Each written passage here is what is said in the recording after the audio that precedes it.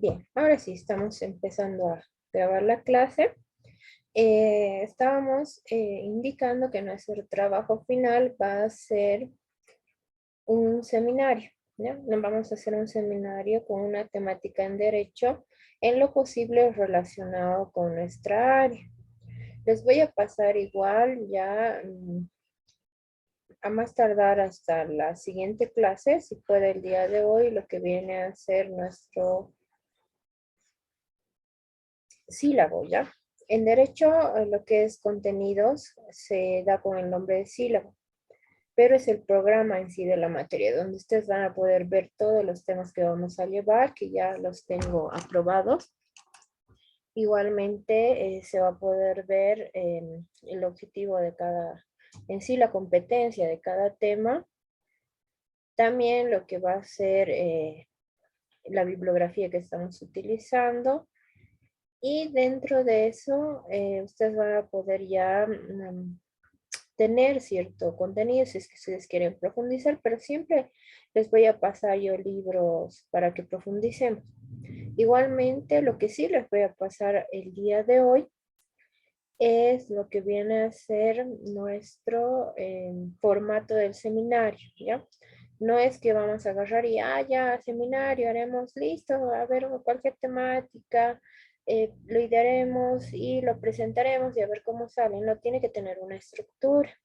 Entonces yo les voy a pasar el antes, o sea, cómo vamos a armar antes el seminario, cómo vamos a armar el durante y cómo vamos a presentar nuestro informe final de seminario, porque eso igual tiene que quedar de constancia para la carrera, porque ya van a ir ustedes acumulando certificaciones en lo que ven a hacer en la carrera de Derecho. Entonces, vamos a tener una guía para este trabajo, la cual se los voy a pasar el día de hoy al culminar la clase o máximo hasta la noche para que ustedes puedan ya ir preparando. O sea, el seminario va a ser para octubre, entonces ya vamos a ir, sin embargo, pensando porque tenemos que presentar una parte anterior para poder mostrar a nuestro jefe de carrera y que nos dé el visto bueno. Entonces tiene que estar estructurado. Yo les voy a poner igual fechas. Este trabajito lo vamos a entregar después del primer parcial, que ya se nos acerca. Entonces, les recomendaría igual que para este primer parcial, los contenidos son más facilitos, es más historia general, son contenidos chiquititos, entonces trataremos de sacar la mayor cantidad de puntaje. Las personas que no desean presentar los trabajos procesuales y directamente se van a ir al examen que tiene un mayor puntaje, ¿no? Que es de 60 puntos, no tengo inconveniente. Sin embargo, sí o sí deberían ver las clases, estar un poquito más atentos, porque les va a facilitar. O sea, si ustedes no, lo que puede ver cuando los estudiantes directamente se van al examen y no han hecho por lo menos un repaso o han visto clases, es que no tienen un buen resultado y tienen nota inferior a 51. Entonces, por ser horario ejecutivo el de ustedes, les entiendo que tal vez no quieran realizar las pequeñas prácticas que tenemos. Entonces, en ese caso, digamos, pueden ir directamente al examen, pero eh, traten, traten de acumular la mayor cantidad de notas que primer parcial. Son solo 3 trabajitos pequeños, no es complejo, han visto más de análisis, entonces traten de realizarlos y de esa manera van a acumular un mayor puntaje porque es muy probable que retornemos a semipresencial o presencial, porque ya incluso en colegios ha habido todas estas semanas arreglos de los colegios, hay tratativas con los ministerios, entonces las noticias especulan, ¿no? Pero en eso nos dan un cierto margen, digamos, para decir que podría ser. Entonces traten de acumular la mayor cantidad de nota en todas sus materias en este primer parcial.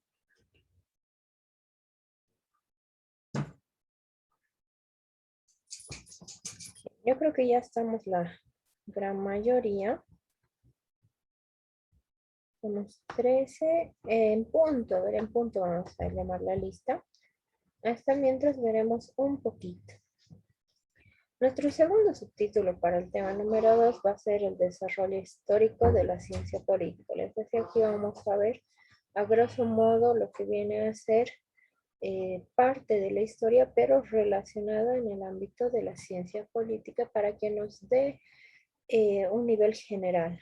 Cuando nosotros estudiamos derecho, las personas lo que van a hacer es suponer que nosotros conocemos diversas temáticas. Por lo tanto, yo les recomendaría que traten siempre de manejar cierto grado de cultura general. Lo que he podido ver hasta el momento de ustedes es que lo están haciendo muy bien, o sea, tienen un buen grado de cultura general. Entonces aquí vamos a hacer más que todo un repaso.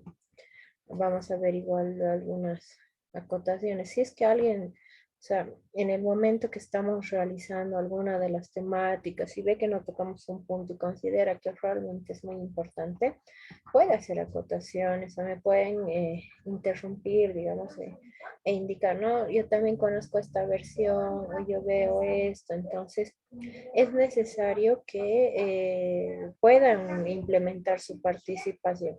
Denme un ratito, por favor.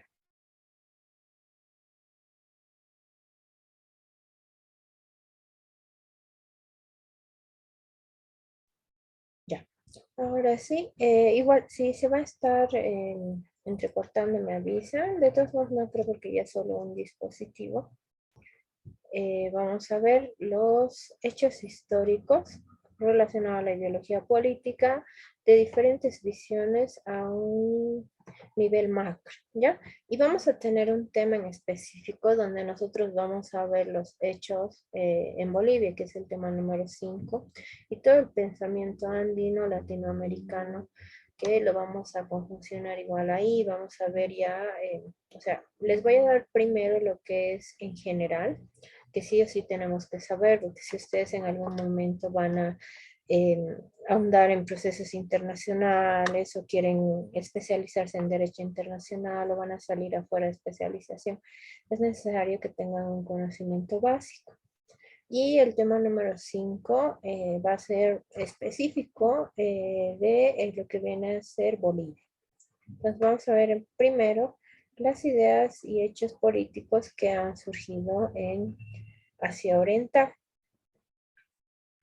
En este entendido, podemos ver que dentro de Asia se va a tener una raíz, sobre todo en el hecho de los emperadores. En Asia nacieron y se desarrollaron sociedades humanas desde épocas muy antiguas. O sea, esta ha sido una de las culturas en la cual ha tenido un mayor resplandor los hechos históricos. Y recién a partir del siglo XVIII empieza una nueva época histórica.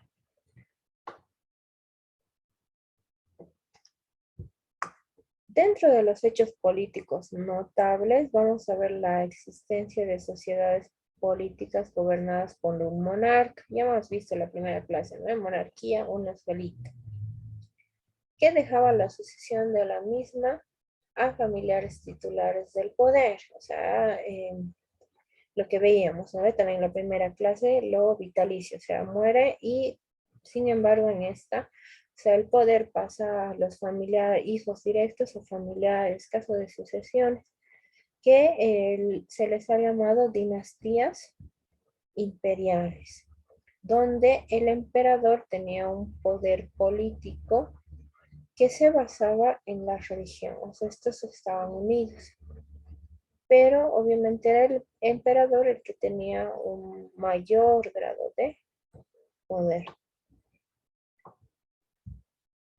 En ese sentido, el emperador va a ser un representante, o sea, estos dos se unen, pero van a ungir lo que viene a ser al emperador. Este va a ser un representante del cielo, o sea, extraído por nuestros dioses, o sea, magnifican a la persona.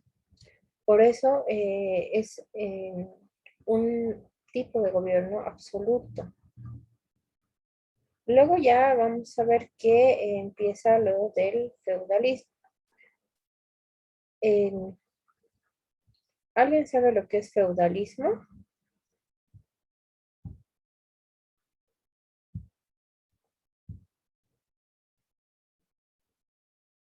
Rodrigo.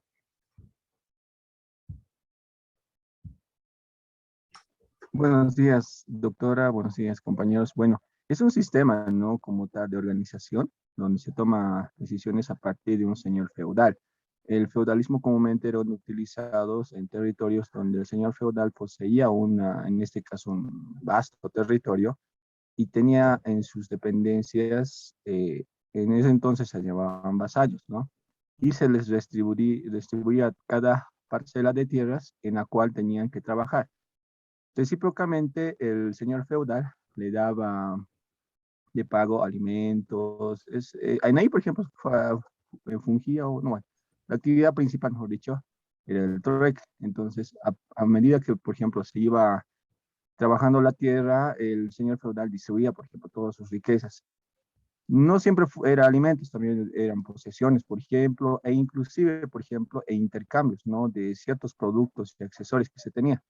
Este sistema de organización comúnmente ha permitido más que todo la organización en trabajo de tierra, ¿no? Y es por esa misma razón que el señor feudal, que es el feudalismo como ente de organización, es donde se toma decisiones a partir de un sujeto. Eso, doctor. Muchísimas gracias, Rodrigo. Entonces, o sea, teníamos estos dos, así bien posesionados, pero adentro el feudalismo y lo va a dividir. O sea, ya no tenemos un único monarca guiado del cielo que nos va a representar, sino que ya tenemos, como Rodrigo decía, un señor feudal. Entonces ya hay una distorsión. O sea, ¿cuál es la cabeza, digamos? Así que se ha pasado por tener lo que ahora igual tenemos con los reyes que aún quedan, ¿no? O sea, son simbólicos en sí, porque es el primer ministro el que realmente funge como tal en la participación ciudadana, en la participación política. Entonces, ha pasado acá casi algo similar, o sea, si bien había esa relación feudal, el emperador solamente era simbólico. Pero también, como hemos visto, ¿no ve? En el sistema cíclico de Bolivia, o sea, el feudalismo se caracterizaba por una corrupción. Y en ese intercambio, o sea, de mayor poder se ha dado una corrupción y han entrado en decadencias las primeras costumbres. Entonces, lo que ha pasado es, como decía Bolivia, o sea, otra vez de decae. ¿Y qué pasa? Ingresan las ideas políticas a Asia, donde va a aparecer los más representativos, que es Confucio y Lao Tse, donde van a instaurar el concepto ético, la vida y la sociedad. O sea, ellos van a priorizar más que esta fuente de representación de poder, van a ver, va a ir cambiando la ideología, lo que viene a ser ya la sociedad, la vida, y esto se va a convertir, o sea, es tan fuerte este movimiento que se convierte en una doctrina. O sea, que ya todos los habitantes se han unido a ella, tienen ese pensamiento. En el siglo III, el feudalismo se convierte en una sociedad política unitaria. O sea, acá, en lo que les decía, ¿no? Vamos a ver que hay demasiado eh, nepotismo, son despóticos, entonces lo que va a pasar es que esto necesita ser reemplazado, entonces va a cambiar su ideología política. Y vamos a tener ya otra época histórica en la cual vamos a priorizar cuestiones vitales como es la vida, la sociedad. Primero vamos a ver lo antiguito y luego nos vamos a pasar a lo actual, ¿ya? Luego nos vamos también a la organización política. Estamos viendo por si acaso Asia y Medio Oriente, Antiguo Oriente, de manera así bastante breve porque no tienen una representación muy fundamental en lo que viene a ser Latinoamérica. O sea, pero es necesario que la conozcamos.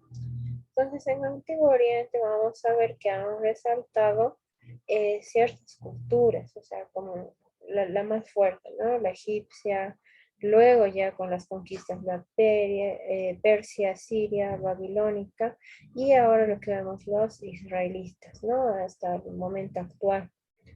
Entonces, en el Antiguo Oriente se han visto que había sociedades políticas en las cuales florecía sobre todo el arte y las letras. Porque nosotros le debemos mucho, por ejemplo, en Latinoamérica, a lo que viene a ser Persia. Ellos han introducido grandes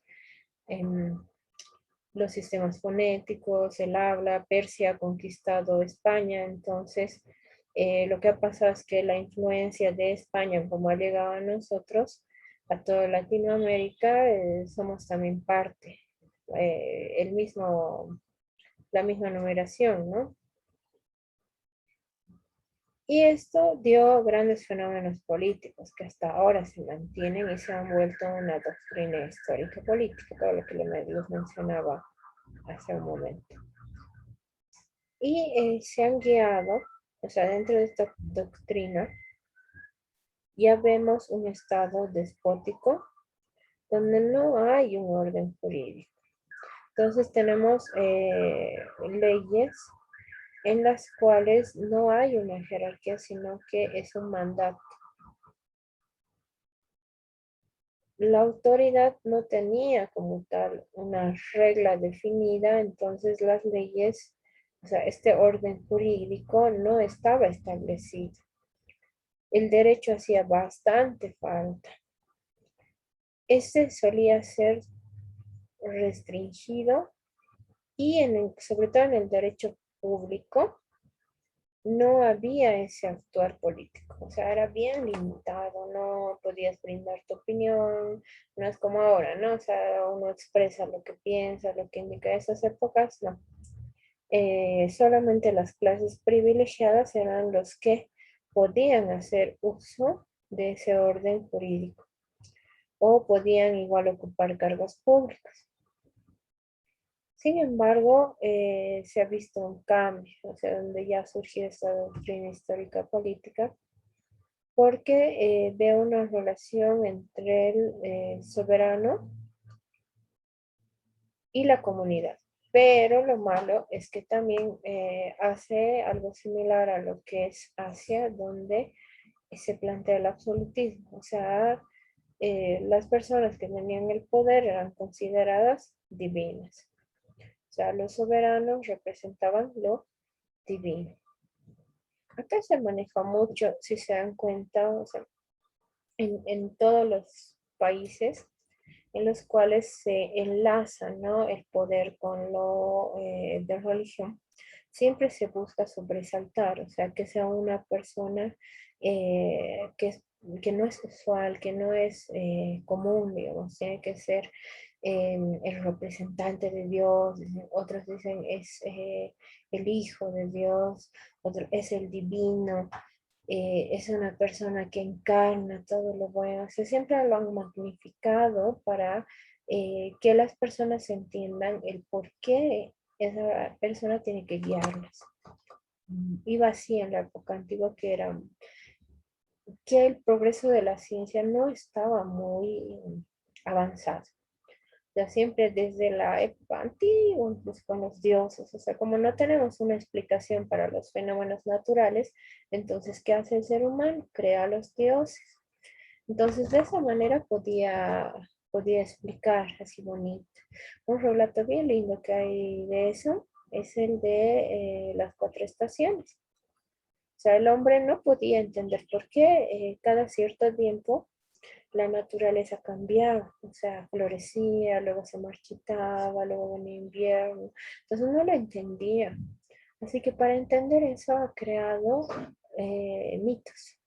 Entonces se decía que eh, los dioses habían creado ello y ahí surge el mito de Perséfone, que era o sea, Demeter, la diosa de la fertilidad, de todo de los animales, de la naturaleza, tenía una hija llamada Perséfone. Y Perséfone era una muchacha muy alegre, siempre estaba caminando. En una de esas la ha visto Hades, que era el dios del inframundo, y la ha raptado. Entonces Perséfone se ponía triste, mal, y ha hecho que la tierra empiece a ser infértil, que se llene de nieve. Y el ser humano entonces ha rogado y ha orado a Zeus y le ha pedido que por favor le devuelva a su hija. Y lo que ha pasado es que Zeus hizo eso, o sea, le ha ordenado a su hermano que devuelva para que así la tierra vuelva a surgir nuevamente con frutos, que tengamos un clima agradable. Entonces llegan a un pacto en el cual la chica se podía ir, pero a la salida del inframundo no podía mirar atrás ni comer nada. Y lo que pasa siempre que hay esa condición, van a ver en los mitos griegos, siempre la protagonista o mira hacia atrás o come algo. Incluso en la Biblia, cuando estaban escapando eh, de de las bolas de fuego y Dios les dice, o sea, no miren atrás y así podrán salvarse y justo miren. O sea, siempre pasa eso, van a ver, es un continuo. Entonces, como ha pasado eso, la muchacha estaba obligada a volver 6 meses con su esposo, Hades, al inframundo, y 6 meses con su madre. Por eso hay las 4 estaciones, donde 2 estaciones son hermosas, donde todo florece, está lleno de vida, porque la muchacha está con su hermana, con su madre, y las otras son tristes. Ah, eso, Gaby dice, la mujer de Lot, esa era en la Biblia, que me faltaba el nombre. Entonces, eh, ahí el ser humano ha podido explicar, o sea, ¿por qué pasa? Miren, es una bonita explicación, en lugar de la explicación científica que hoy en día ya entendemos de los polos, de las estaciones, y cómo realmente pasa, ¿no? Entonces el hombre ha ido así, o sea, hay más historias así bonitas donde se explicaba. Luego de eso ha pasado, bueno, o sea, como ya es un poco incoherente, digamos. O sea, ya el hombre ha ido empezando a tener curiosidad, empezando a desarrollar las ciencias. Entonces, antes de que el hombre pierda, o sea, genere un escepticismo y pierda esa confianza en un ente poderoso, entonces la iglesia ha posesionado personas, o sea, ha dado, o sea, se ha hecho la unión entre personas que eran consideradas divinas, que han sido traídas por Dios y la iglesia, o sea, para mantener lo que viene a ser ese pensamiento, o sea, que se continúe. Entonces, ese es todo un giro. La historia es, si uno la ve desde un enfoque bien abierto, siempre pasa sucesos similares. Entonces, Antiguo Oriente no ha sido la excepción. Por eso teníamos un poder, un soberano que era considerado divino y era el que ejercía todos estos poderes. Luego entramos en lo que viene a ser Grecia. Y en Grecia, sí, aquí vamos a profundizar en Grecia y en Roma, porque Grecia y Roma tienen alta influencia en derecho. O sea, ustedes van a ver los que les gusta eh, la parte civil, se van a animar por tener una formación en civil, vayan encontrando diccionarios de idioma latino que les va a servir mucho, porque en el área de civil se maneja mucho término latino. Entonces nos va a contribuir. Vayan igual buscando diccionarios jurídicos. Entonces ya se van a familiarizar con lo que viene a ser la terminología en derecho. En los hechos políticos en Grecia, vamos a ver que tiene dos fuentes grandes. Pero primero vamos a dar una repasadita pequeña a lo que ya hemos visto al comienzo del tema, que eran las polis, ¿no? Entonces, las polis griegas eran una organización político típica de una antigüedad. Estas tenían sobre todo las características fundamentales de una omnipotencia. ¿Por qué? Porque esta tenía una potestad absoluta. en relación con las personas que convivían ahí. O sea, no era una validez de relación de organización política, sino una organización referente a la ciudadanía. Y la ciudadanía solamente la tenía el valor cuando eras miembro de la comunidad. O sea, si eras un extranjero, si venías de otras tierras, o incluso si conquistaban tus tierras y vos tenías que unirte, no podías tener esa soberanía o formar parte de una organización, porque tenías que ser ciudadano. Otra de las características de la polis es que era un apoyo a la comunidad temporal y espiritual. De ahí a salir sobre todo el contenido ético de lo que conocemos hoy en día como organización. Y también Grecia ha florecido bastante la educación, porque tenían el pensamiento de que la sociedad política es, va a tener un mejor surgimiento si florecía la educación, y también lo veían como una obra de los dioses, o sea, que esa sociedad política era obra de un dios. Entonces, la polis estaba también con el ámbito religioso, porque servía como lugar de veneración. Después de que han surgido las guerras médicas, la polis evolucionó. ¿Alguien sabe lo que eran las guerras médicas?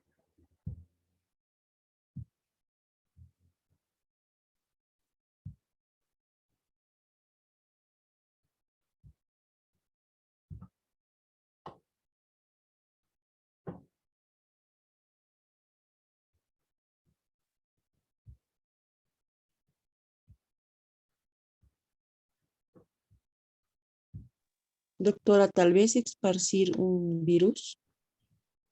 Sí, igual, no digo que no, porque justo recuerdo que cuando yo estaba en la misma materia que ustedes me hicieron exactamente la misma pregunta, o sea, las guerras, ¿qué son las guerras peloponeses?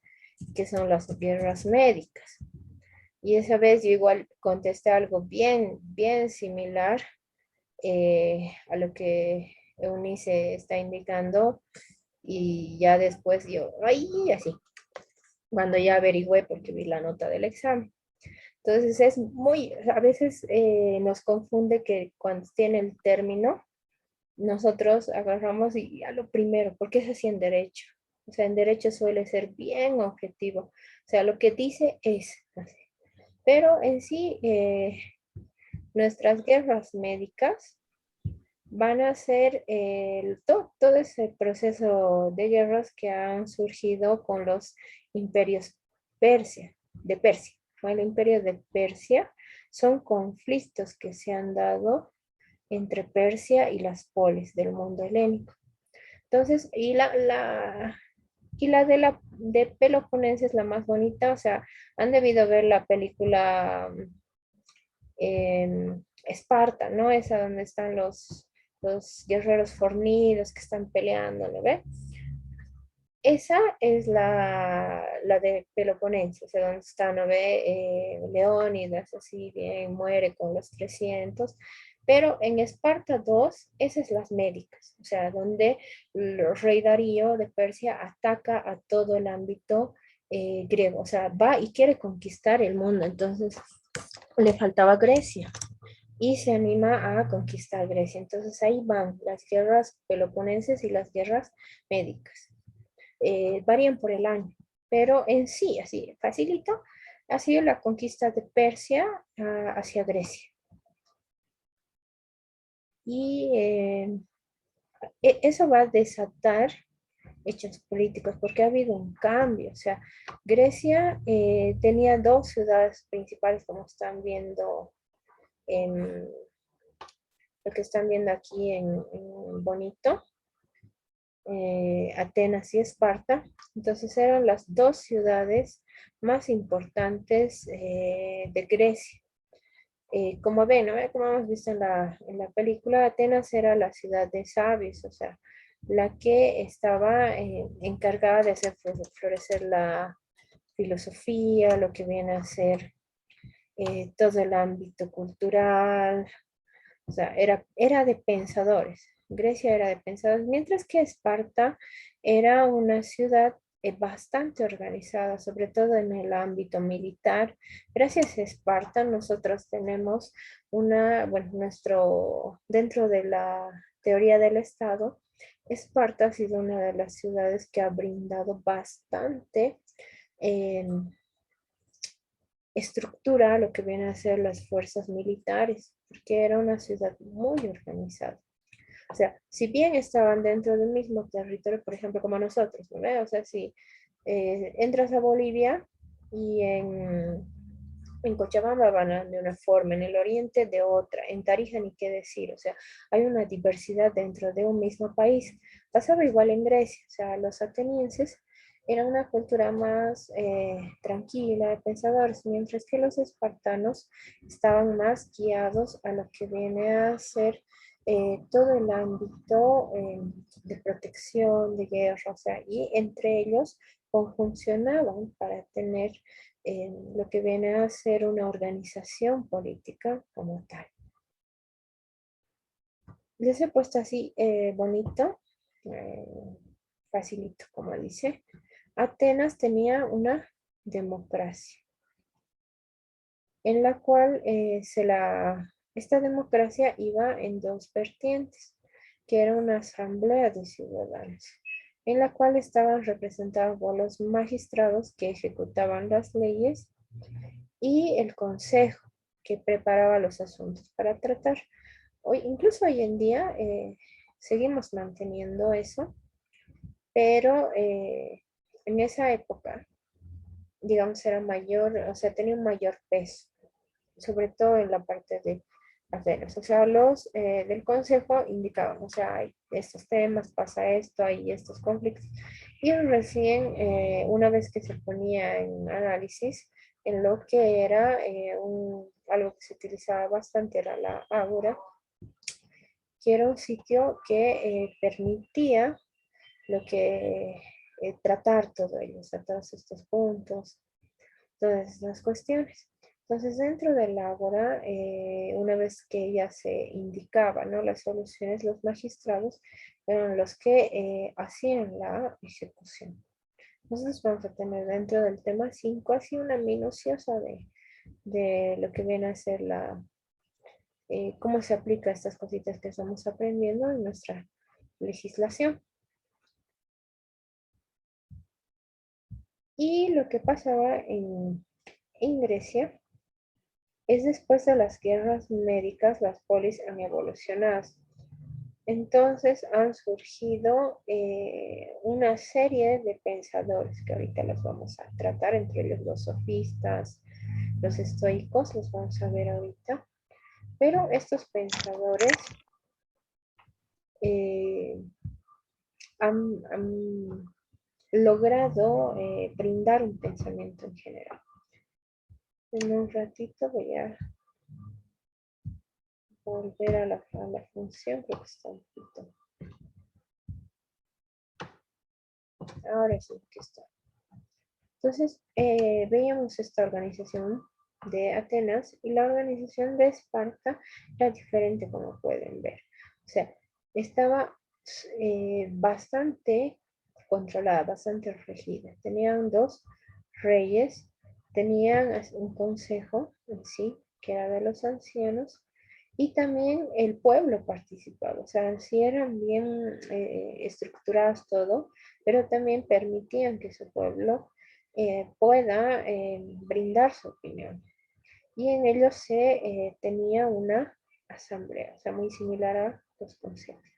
Pero en el caso de Esparta, o sea, una vez que ha pasado las guerras médicas, o sea, ha perdido lo que viene a ser parte de su representación dentro del Estado griego, porque ya se necesitaba un cambio. O sea, las guerras médicas han logrado entender que Grecia necesitaba un cambio. Entonces, dentro de ese cambio han surgido lo que viene a ser los sofistas, ¿ya?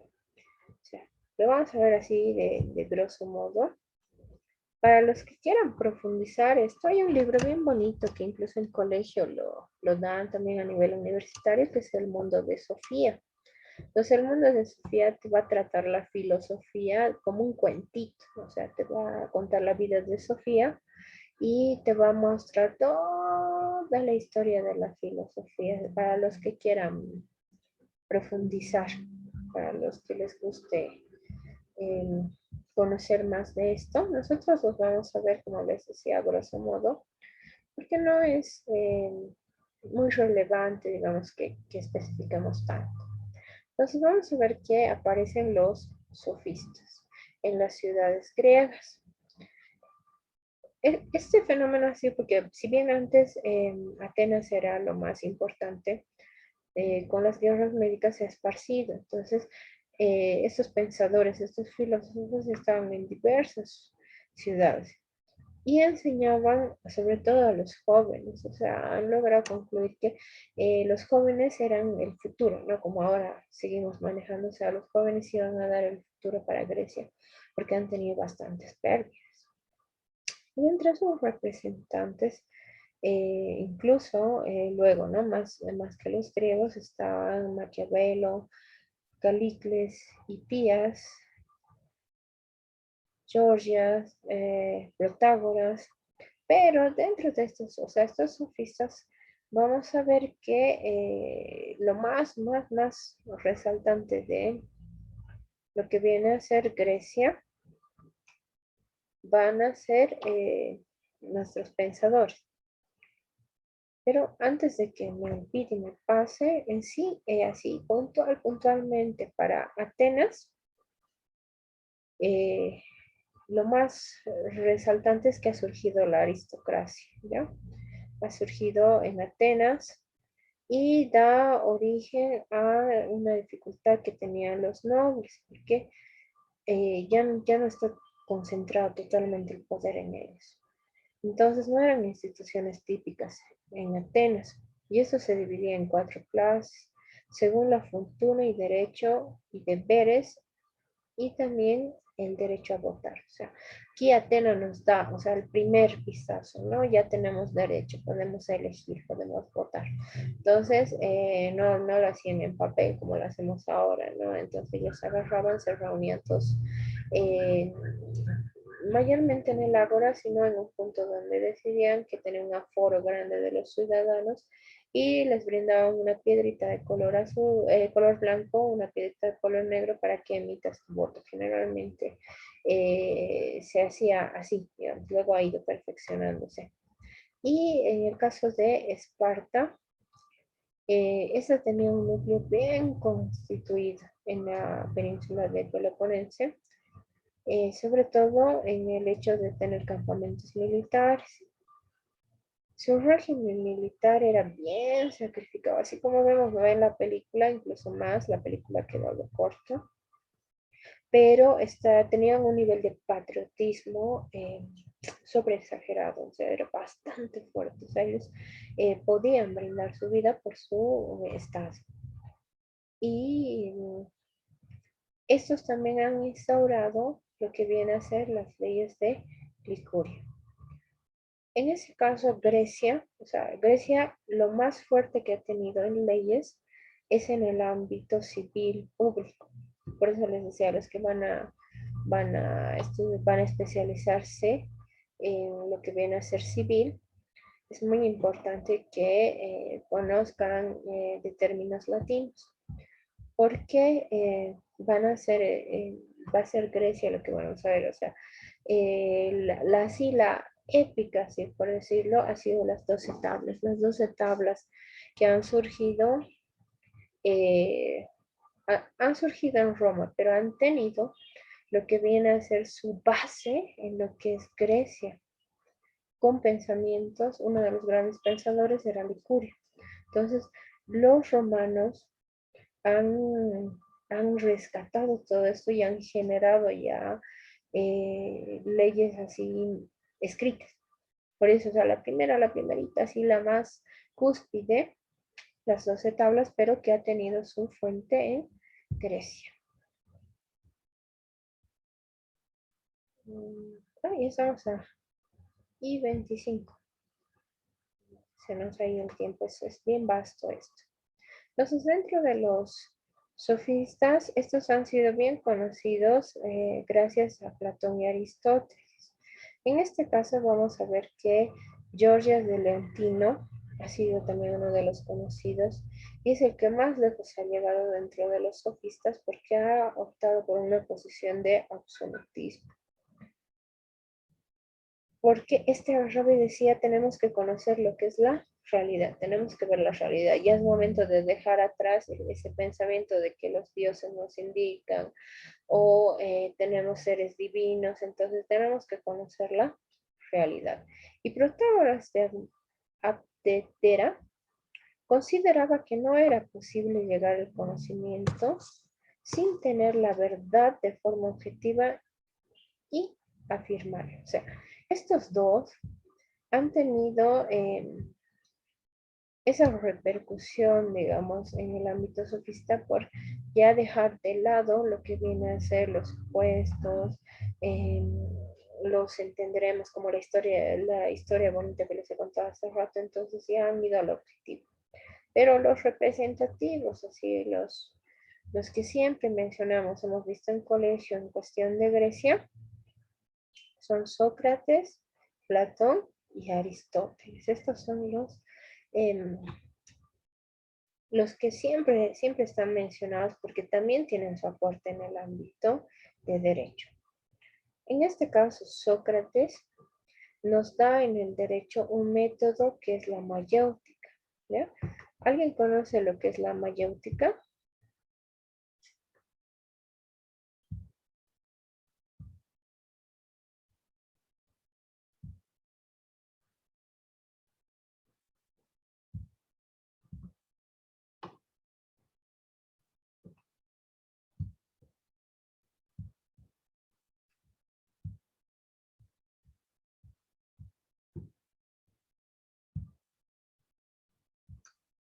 Rodrigo.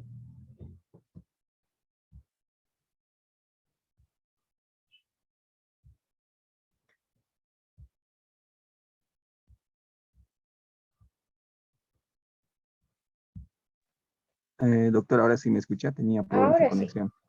Ah, ya, No. listo, perdón, gracias.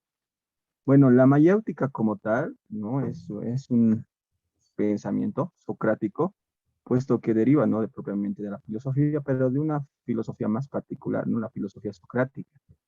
Y bueno, en este aspecto, por ejemplo, plantea, ¿no? Un proceso de diálogo y que este proceso de diálogo tendría métodos. En este método intervienen los interlocutores donde interpelan, ¿no? Es decir, van buscando cuestionantes para poder descubrir las verdades por sí mismo. O sea, en este sentido, por ejemplo, Platón decía que nosotros como sujetos somos mayéuticos en el sentido que nosotros siempre nos andamos cuestionando y que nos preguntamos, ¿no? La razón de nuestra existencia, del objeto que observamos, de lo que nos rodea. Y en ese aspecto, por ejemplo, pone en cuestión, ¿no?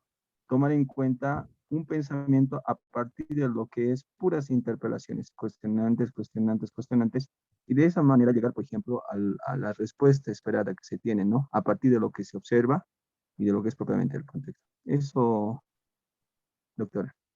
Muchas gracias, Rodrigo.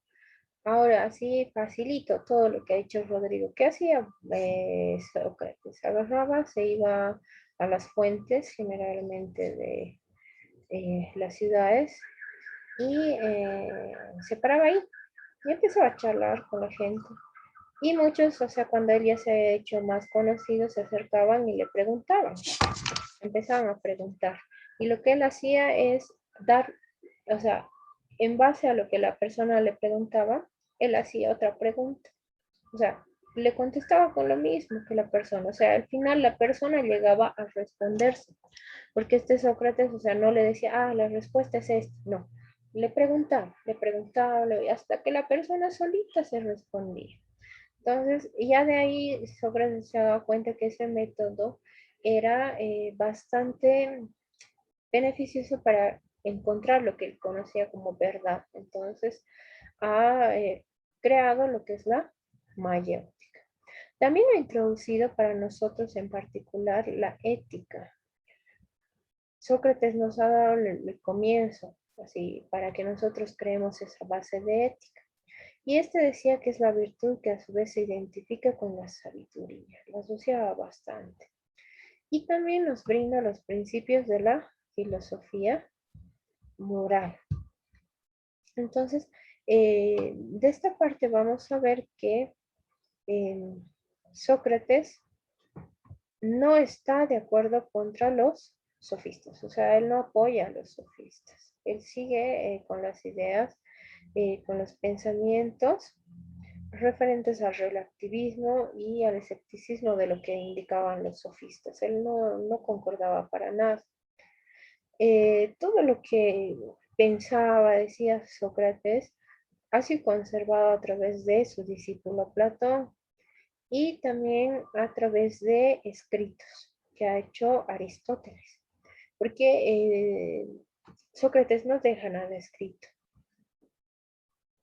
Su método, como decíamos, la mayéutica, en sí, así concretito, es el arte de plantear los conocimientos para sacar a la luz eh, todo lo que es el entendimiento del fondo de los mismos.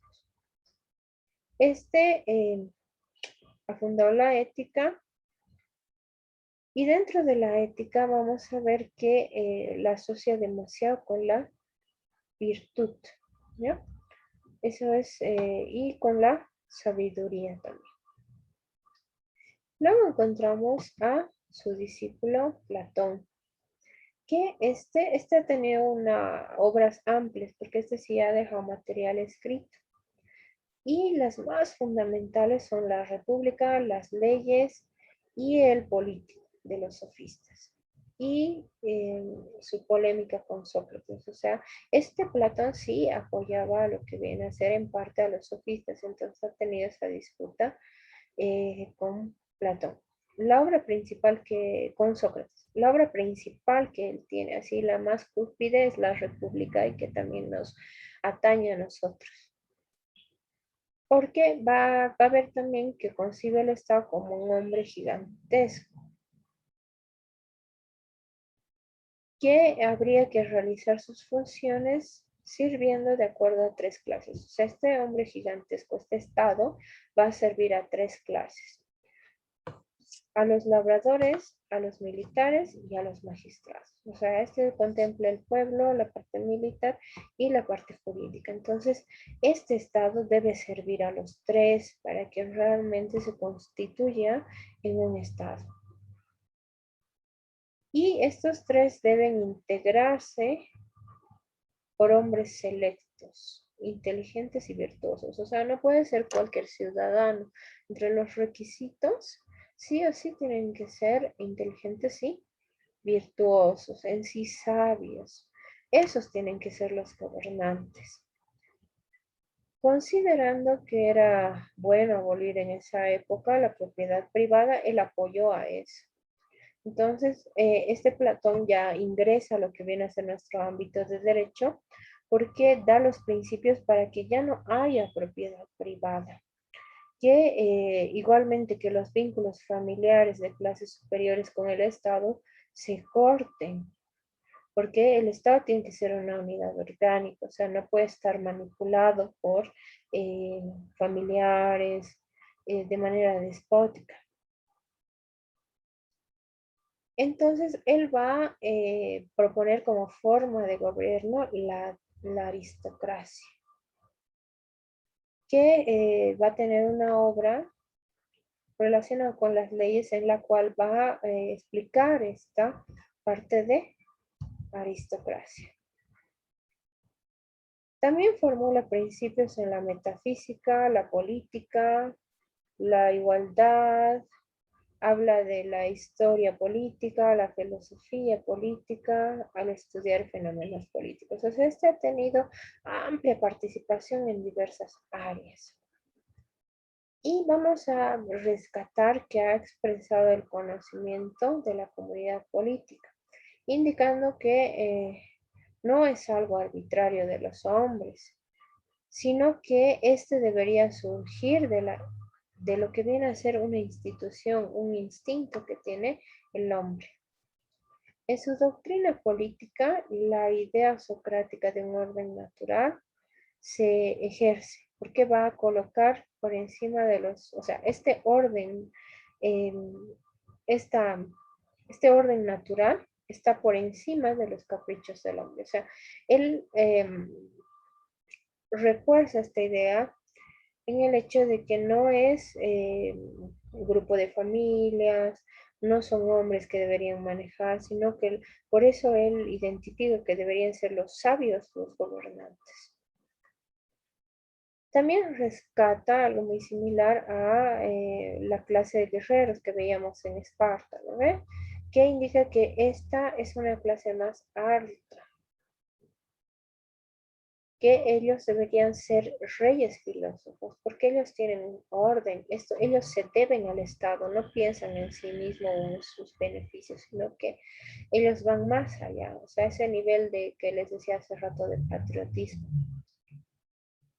Y eso lo saca de la comunidad espartana.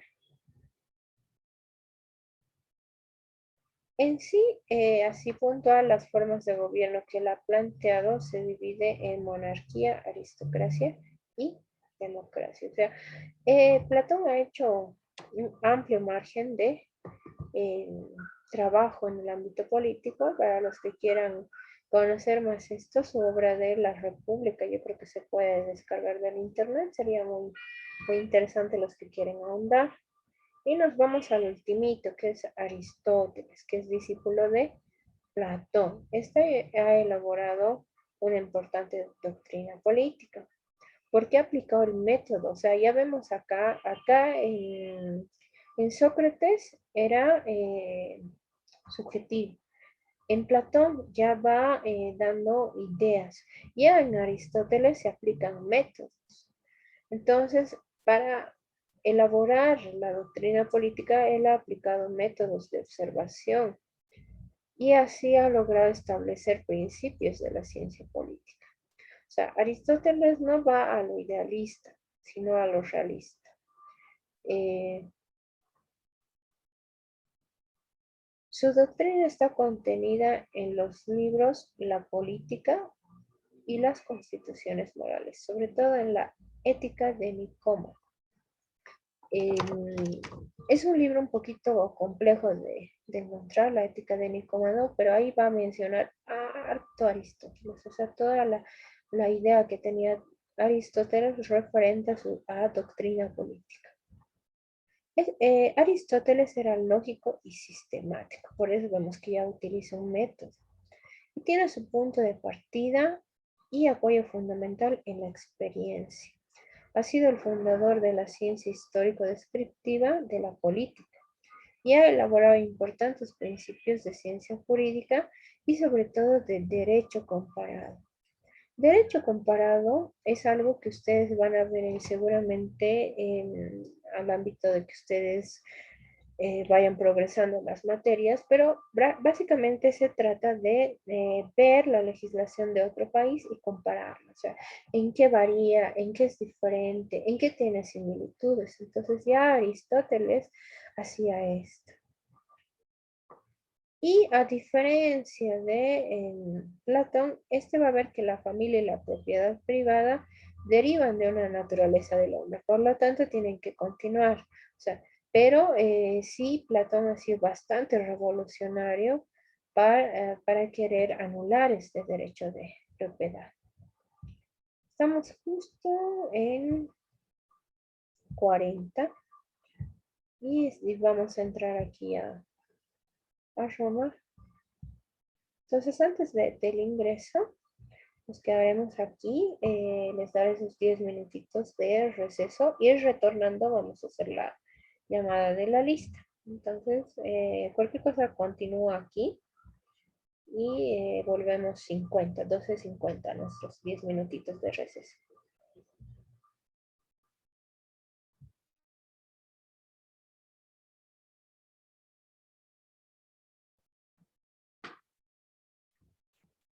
Ahora sí, antes de que se me pase y me olvide, estamos en 1 hora. Entonces, si alguien ya llega tarde, no lo vamos a contemplar. Achama Mani,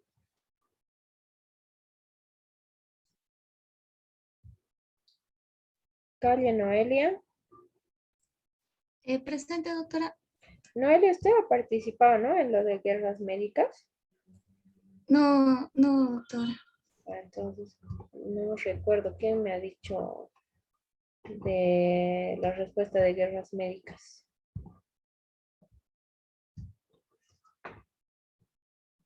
Coria Evelyn.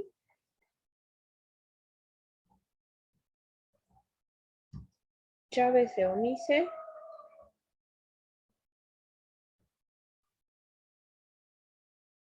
Choque Rivaldo.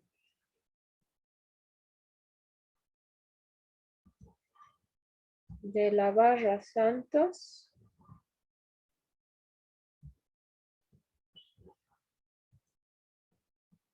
Galvez Cristian.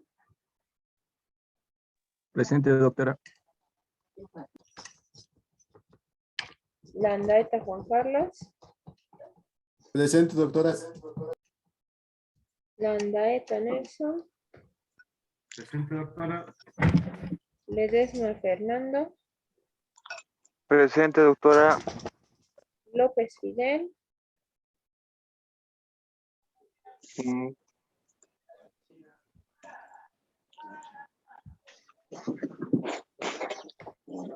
López Fidel, está su micrófono, pero no se escucha. Sí, presente, doctora, presente. Ah, ya está, ya está. Maita Néstor.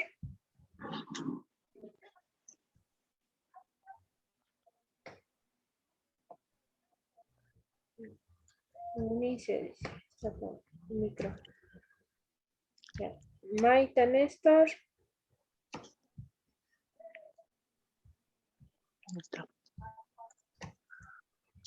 Mamani Nelson. Presente, doctora. Mamani Juan. Presente, doctora. Mamani Amalia.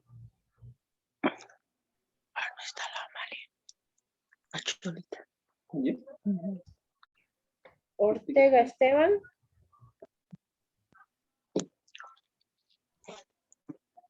Plata Gaby. Presente, doctora. Y Plata Giovanni. Presente, doctora. Puma Bartolomé.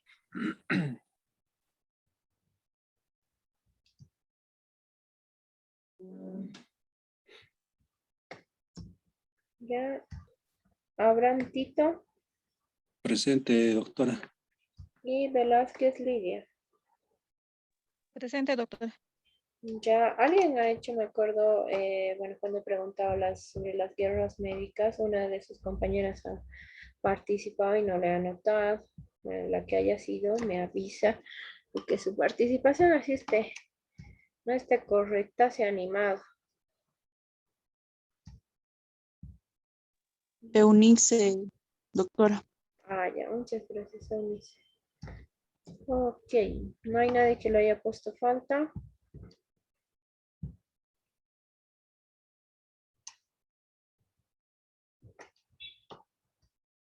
Si hay alguien presente y que le ha puesto falta, debe ser porque no está atento. Entonces ya estamos con los participantes. A ver, la siguiente clase les voy a consultar de los que ya no están viniendo para que los quitemos. Ya. Vamos a hacer ahora la práctica 2. Bueno, no ahorita, sino cuando vayamos culminando. Si no alcanzamos el día de hoy, lo vemos. Espérenme a ver. Tenemos, no, alcanzamos. Alcanzamos para hacerlo el día de hoy. Vamos a ver ahora lo que viene a ser la parte política en Roma. Ahorita lo voy a cambiar porque no me deben estar viendo. Acá está. Ahora los hechos políticos en Roma. Aquí sí entra lo que la anterior vez no les he explicado de los patricios y los plebeyos que nos estábamos saltando. Entonces, Roma tenía dos clases principales, que eran los patricios y los plebeyos. Palabras simples, patricios, los que tenían todos los beneficios, ¿ya? Ellos tenían los derechos, pero no así tanto la aplicación de deberes, no derechos.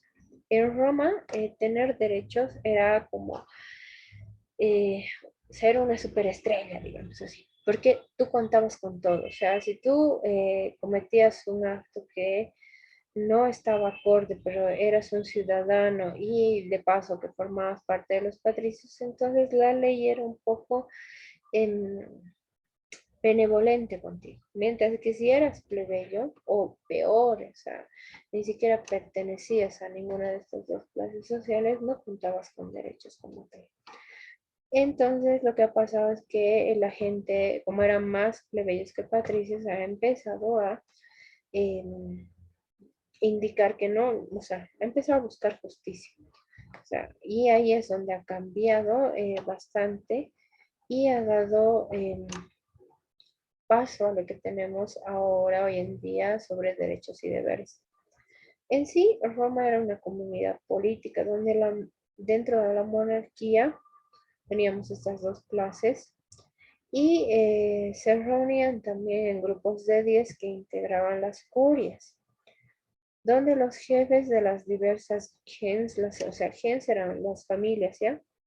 Integraban el Senado. O sea, como han podido ver tanto en Grecia como acá, seguimos teniendo personas que conformaban una parte muy fuerte en el hecho político y que era a través de la familiaridad.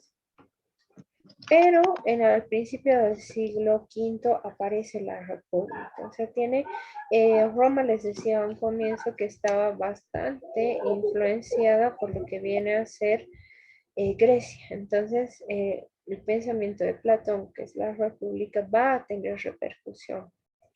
Entonces, la jefatura de comunidad política recayó en dos cónsules electos. Ya vemos que aquí ya surge la elección. Pero esta elección era por los patricios, aún no era como en Grecia que todo ciudadano podía hacer esta elección. Y se conservó un senado integrado por 300 patricios que eran electos por los cónsules, que también eran parte de los patricios. Con el tiempo los plebeyos han reclamado sus derechos, o sea, no estaban conformes con lo que pasaba, entonces han empezado a exigir derechos, porque como han visto ahorita en lo que les decía, todo eran los patricios. Así que desapareció la república y se instauró el imperio como régimen monárquico absoluto. Este imperio no ha surgido de la nada, o sea, Roma ha querido expandirse. Sin embargo, al igual que Roma, otras ciudades otros estados han intentado lo mismo. Entonces, en esa expansión será guerra por aquí, guerra por allá. Entonces, lo que ha pasado es que cuando han visto que posiblemente Roma iba a caer, han nombrado a uno de los cónsules como César, ¿ya? O sea, y el César solamente estaba fungiendo hasta que pase ese periodo de conflicto político, ese conflicto de las guerras. Sin embargo, como todo hermoso gobernante que van a ver a lo largo de la historia le gusta el poder, César se ha quedado como vitalicio. Entonces ya nunca se ha movido, o sea, y ahí es donde se conforma lo que es el imperio del régimen monárquico absoluto, que ha perdurado hasta el 4706 después de Cristo. Y Roma se transforma en un estado-ciudad. Este régimen ejercía el poder de manera absoluta por transmisión de poder, de acuerdo a la ley regia. En otro caso, como se le menciona, lex regia, ¿ya? Les decía hace un ratito, Roma ha sido, si bien ha tenido Roma influencia griega, pero Roma ha producido la mayor cantidad de las leyes que hasta el momento perduran. Por eso es tan importante. Entonces, una era las 12 tablas, que les digo, luego las lex regias, luego los digestos. Entonces, ha tenido una compilación grande. Y algo que la Lex Regia ha puesto y que era, o sea, no muy bien visto, es que por primera vez en ese régimen monárquico, el César tenía los poderes políticos, es decir, todos los poderes políticos constaban de él, porque por eso era un régimen. Roma, sin embargo, era un pueblo práctico. En sí era un pueblo que ha sido conformado por soldados. Luego se han convertido en administradores y de ahí han surgido los juristas, o sea, nosotros. O sea, no era tanto de filósofos como solía ser Grecia.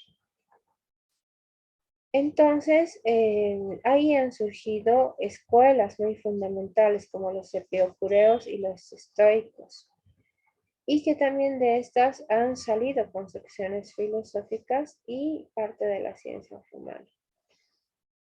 Vamos a ver que dentro de los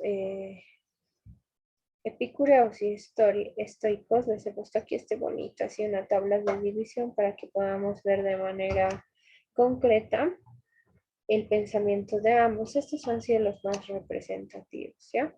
Cómo vivían, los estoicos pensaban que las personas debían actuar con la razón, mientras que los epicureos con el placer. O sea, ¿qué pasión tenían las personas? La pasión es mala, indicaban los estoicos. Estos eran bien rígidos, ¿ya? Mientras que los epicureos eran bien liberales, o sea, estos eran bien objetivos. Mientras que los epícuros agarraban y eran, como ahora se dice, los humanistas, los que quieren los derechos, ¿no? Los que van a ver. Pero algo que también ha sido clave acá es esto. Es que los epícuros han indicado que ya no hay un Dios.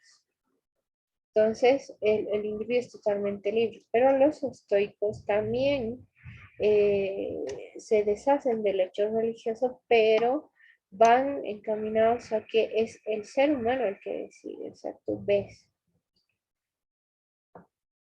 Y algo que no es, algo que ha sido cuestionado es que los estoicos manejaban el hecho del saber bastante restringido.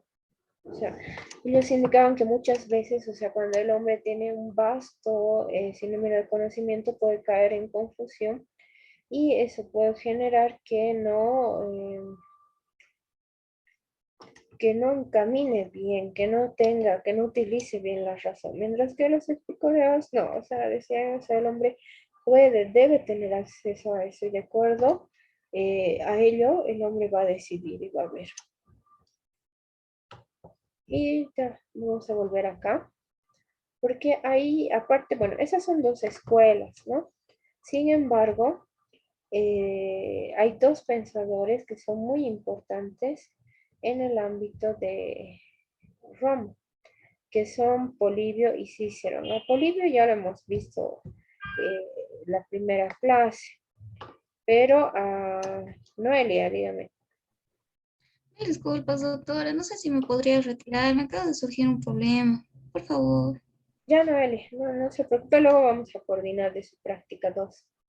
Muchas gracias. Gracias, doctora. Hasta luego. Gracias. Ya. Olivio de manera general, en sí no era romano, era griego, pero se ha instalado en Grecia y se ha vuelto un ciudadano por todo el aporte que él brindaba. Él estudiaba las instituciones y ha redactado todo lo referente a la historia de Roma y también las instituciones políticas romanas. Ha analizado la evolución política de Roma y ha tratado de explicar cómo era la forma de gobierno romano. Consideraba que el bienestar y poderío de la república derivaban de la forma mixta de gobierno que tenían los romanos.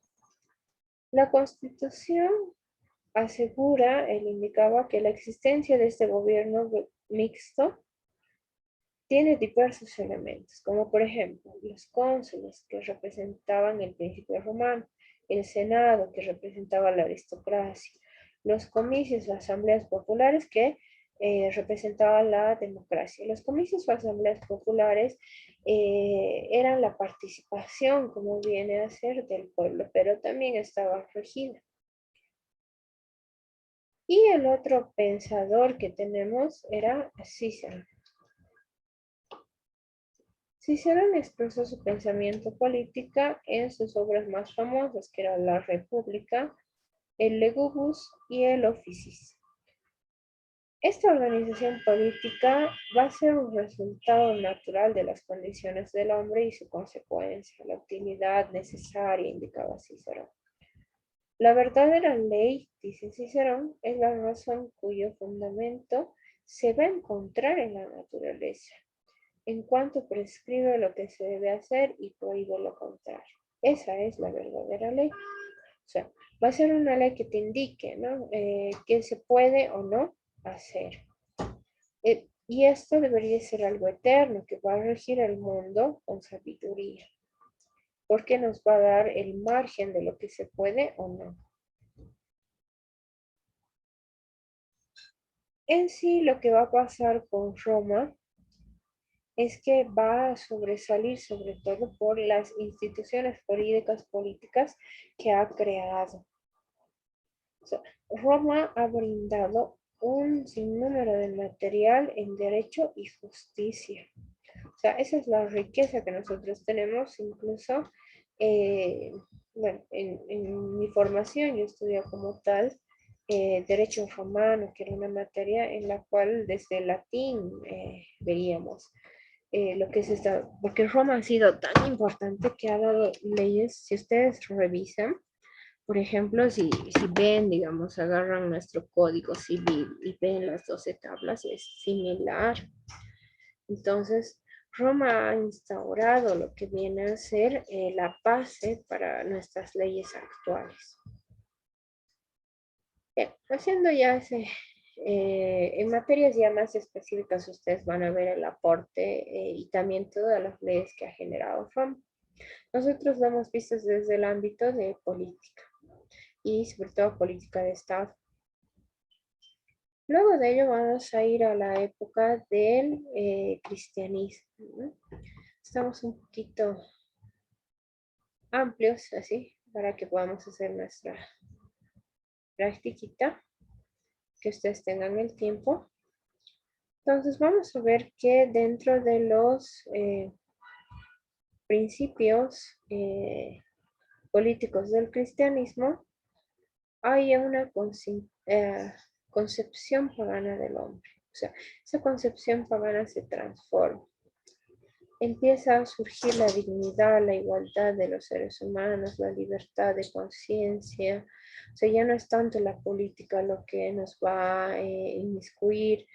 Y esto va a influir, quiero o no, en el pensamiento político, en las instituciones sociales, ya adentra lo que es ya una comunidad más espiritual.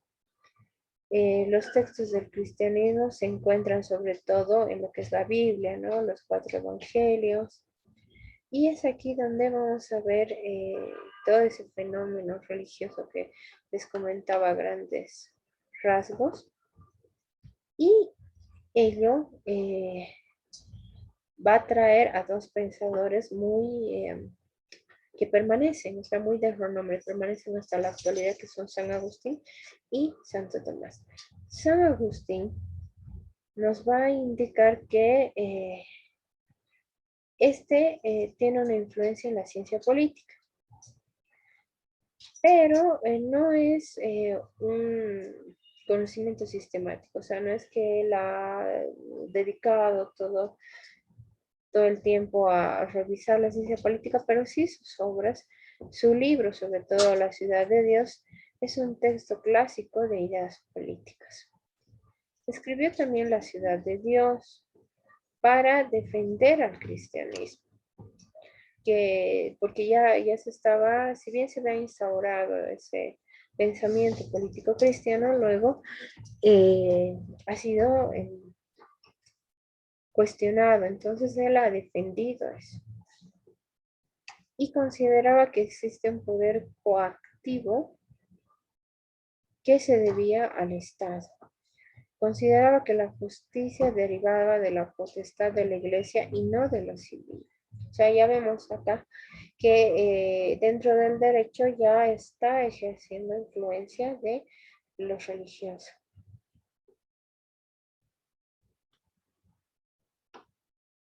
Santo Tomás tenía ya un pensamiento político un poquito más centrado.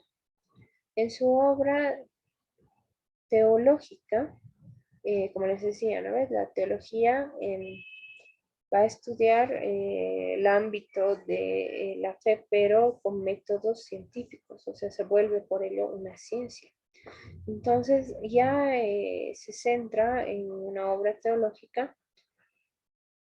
y va a ver lo que es el gobierno, va a ver los régimen, el régimen judío, va a hacer comentarios a la política de Aristóteles, a la ética de Nicómaco, donde obviamente relata todo lo de Aristóteles, toma a Aristóteles con la argumentación que basa la necesidad de la sociedad política solamente para él, en la naturaleza del hombre, y justifica una comunidad política como instrumento necesario para la sociedad.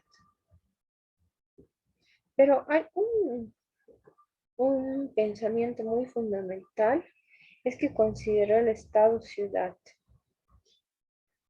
y ha visto que este era un límite territorial demasiado reducido, muy pequeño, y planteaba la existencia de comunidades políticas más allá de este. Este decía que la mejor forma de gobierno era la monarquía, por parecerse al reino de los cielos. Entonces comparaba mucho, como les digo, esa influencia cristiana, ¿no? Consideraba que la monarquía absolutista era mejor que la democracia o la aristocracia. Hemos visto así de manera general, ¿no? O sea, todo en sí, esto, el cristianismo es como está tratado de influenciar tanto en lo político como en lo jurídico. Sin embargo, ha tenido que basarse en métodos muy ortodoxos, muy fuertes, que sí todo esa época de oscurantismo, ¿no? En la cual no se ha permitido que se genere nueva información científica.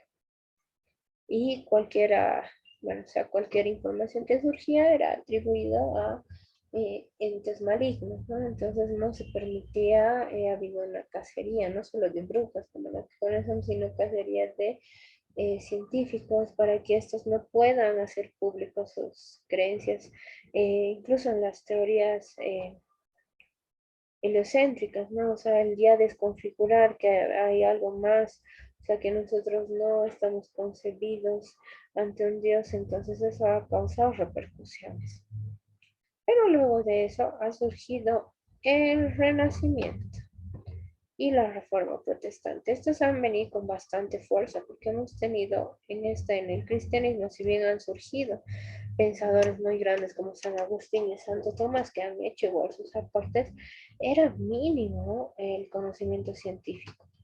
Entonces ya la gente ya no puede más y ha surgido el Renacimiento, ha surgido la Reforma, o sea, como una forma de nuevo humanismo, donde se pueda ver el poder de los reyes frente a la autoridad de los papas, porque antes los reyes y los papas eran unidos, o sea, pero luego los reyes se dan cuenta que no y empiezan a eh, querer mayor poder. O sea, y es ahí donde decae la iglesia. Y obviamente como estos reyes conducían a la gente ha optado por un nuevo humanismo. El Renacimiento nos va a revalorizar la razón humana.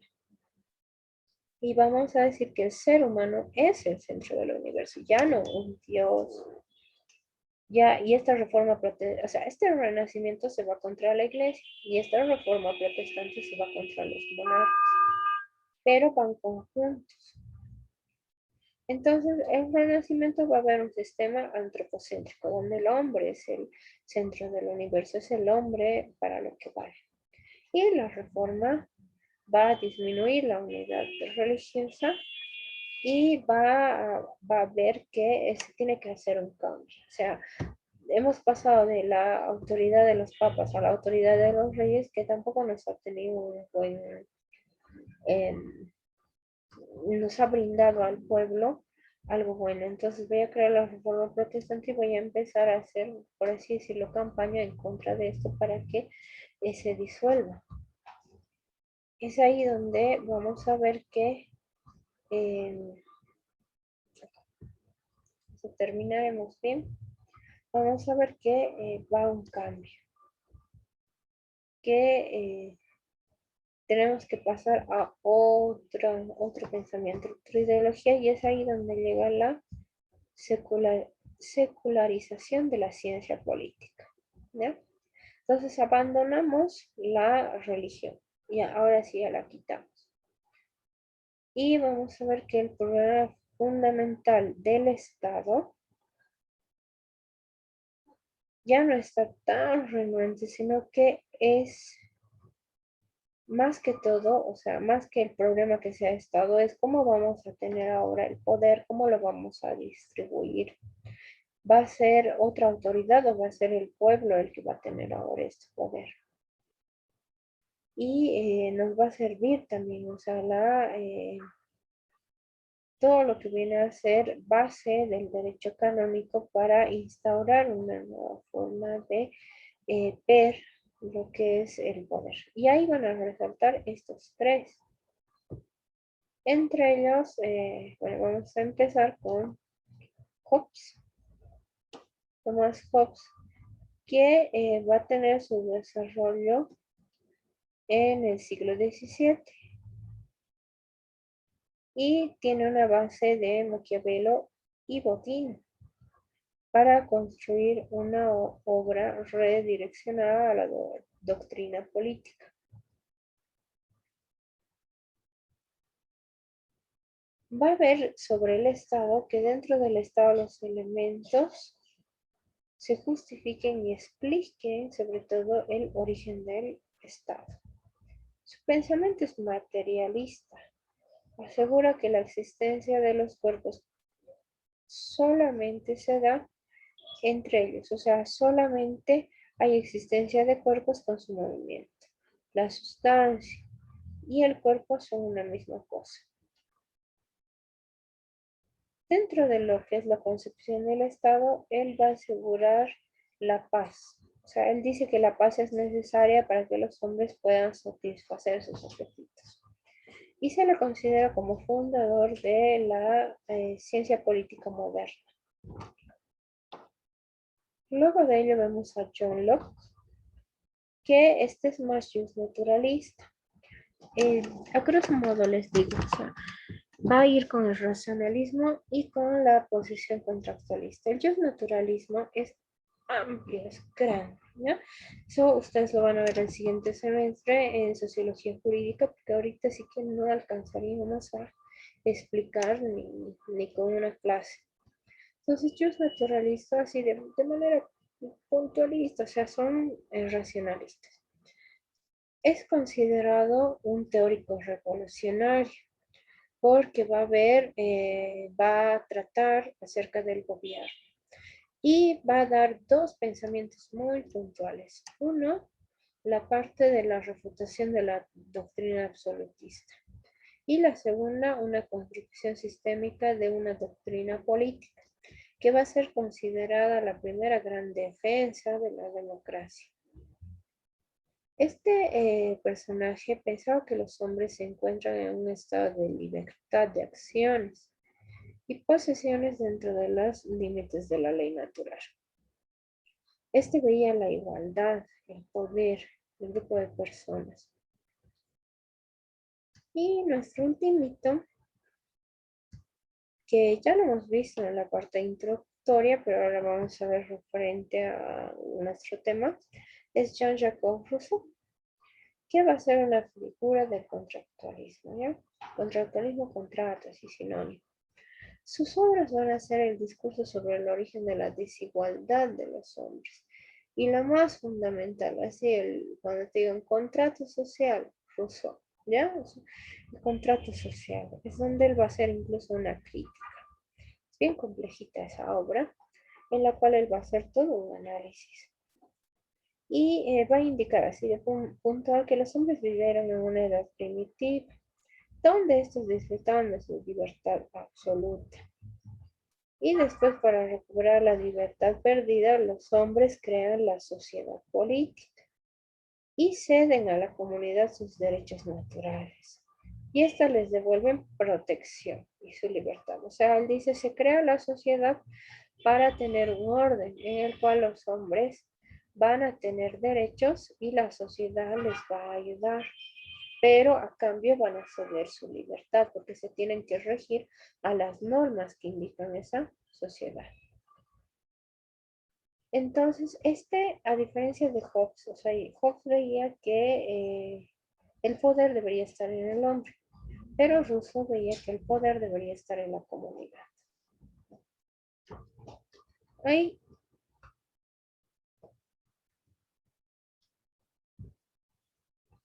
Bien.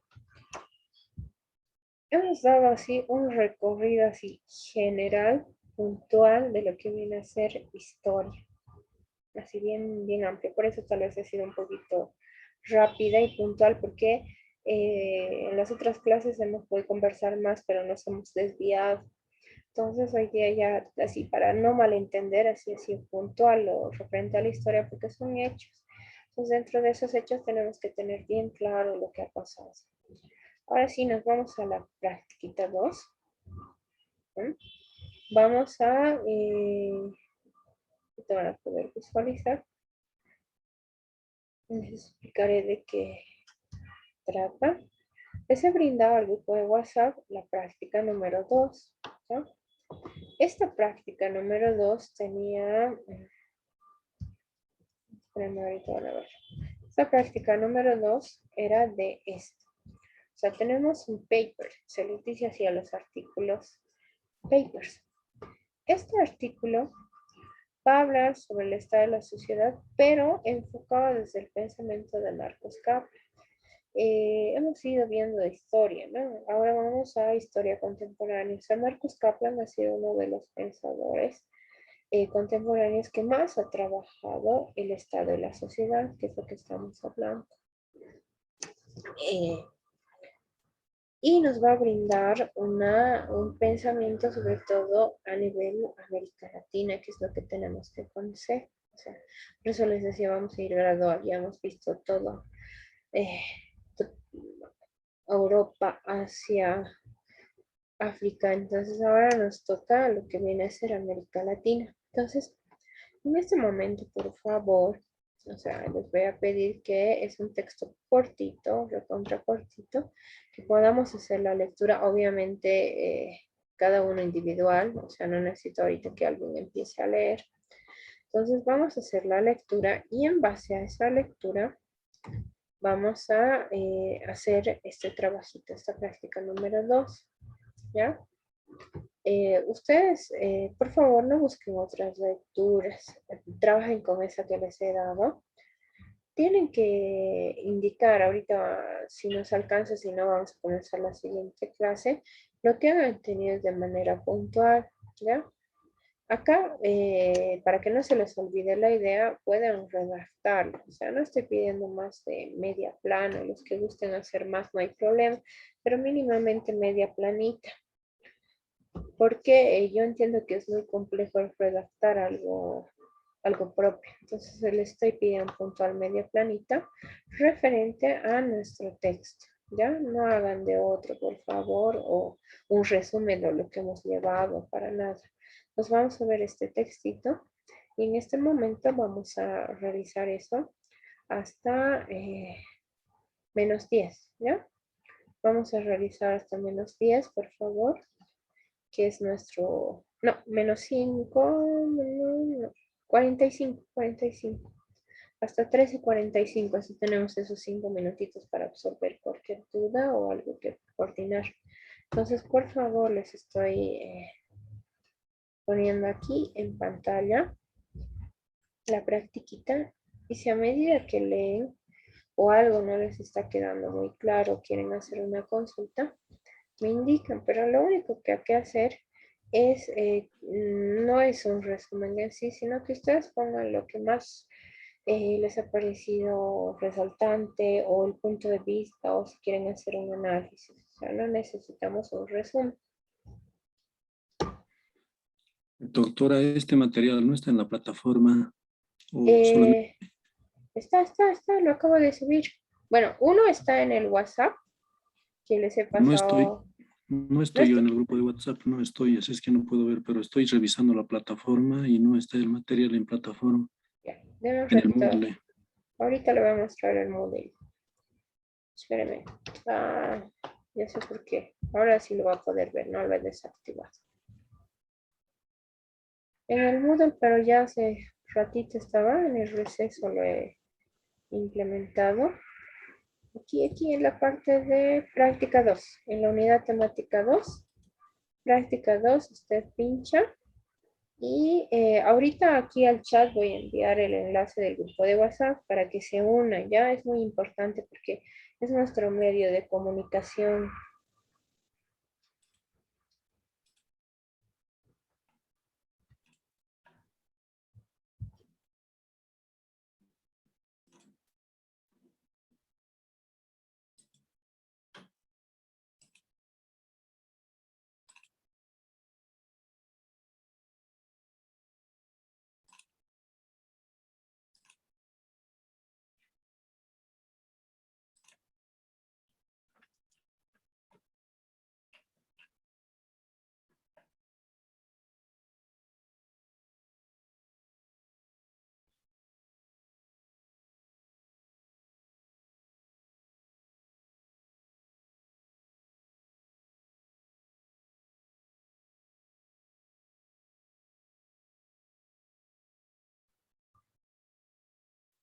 Ya he puesto en nuestro chat aquí, para los que les falta unir al grupo de WhatsApp, por favor, solamente es pinchar el enlace y directamente se van a unir, no hay ningún requisito más.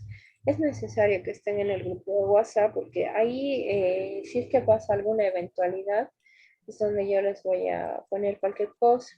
Además que la plataforma igual puede que en algún momento ustedes estén con retraso en mensualidades y no la puedan ver. Entonces tengan mucho cuidado para el comienzo de los primeros parciales. Tienen que estar las mensualidades al día, ¿ya? Entonces por eso también uso el grupo de WhatsApp. Pero a la par está en la plataforma. Como le decía, como le mostraba a su compañero, lo implementé recién a la plataforma.